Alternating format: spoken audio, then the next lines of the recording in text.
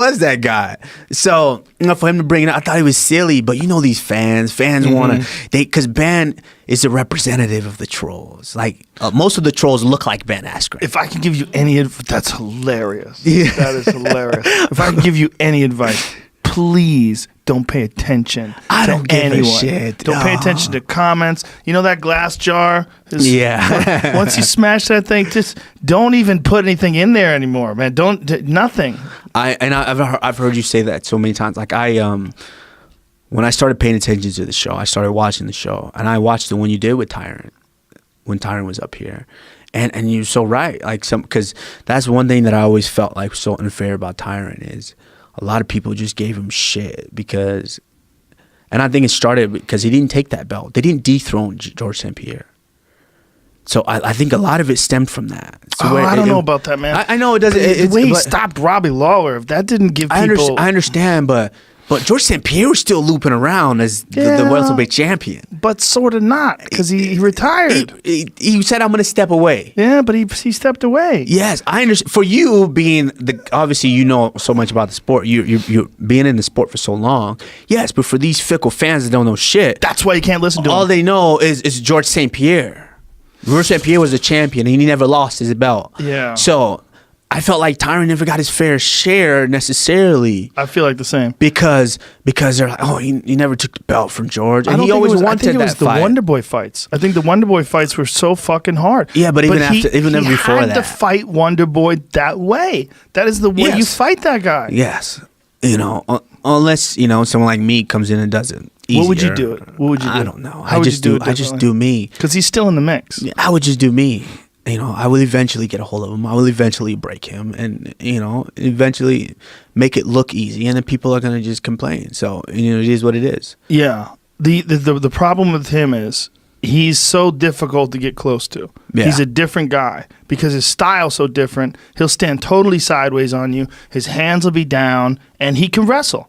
I mean, in terms of takedown defense, he's got good takedown defense, and his strikes come from fucking weird angles, man. He moves like a snake. Yes. Like he bends at the waist, then pops forward. You ever watch him kickbox? Yeah, and that freaking, but I saw that, I knew it was a problem when he threw that one kick that came over the fucking shoulder and smacked the kid in the chin. Question mark kick. Yeah. It was weird. He does it off the front leg. He's very good with it. You don't even know what's going on. You think maybe he's going to kick you in the body. Yeah. It loops around. Comes over the top and smacks you in the face. No, he's very talented. Like, I like Wonder Boy a lot. But like I just felt like I saw that show with Tyrant, and you said the exact same thing to him, and that's what I said too, and that's what I was thinking too. But it's easier said than done, because partially what I got into this and why I appreciate the platform that I have right now is the fact that you can affect so many people at such a rapid amount of time, because there's been instance to where, I don't know if you ever remember that movie, What Women Want. I never watched it. Mel Gibson. I didn't watch it. And basically he could hear women's thoughts and things like that. And then there was a girl, the office girl in the movie, who she was planning to kill herself because no one really paid attention to her. She's like, no one would care. And she just walked around with books. I applied for a job. Everyone blew me off. No one cares. I'm going to kill myself this day. So she was planning to kill herself. And he heard her, because he could hear what women think. He heard her thoughts. But initially didn't really pay attention to it until later on he realized she was missing from the office, and then he ran to go find her and essentially saved her life. But my thing is, and it's a quote that I live by, with great power comes great responsibility. Like, what if there's someone that's dealing with something at a certain time? And yes, I didn't ask to be put in that position. But they just decided, I'm just going to reach out and send a message before I kill myself this day. No one's going to respond. No one's going to care.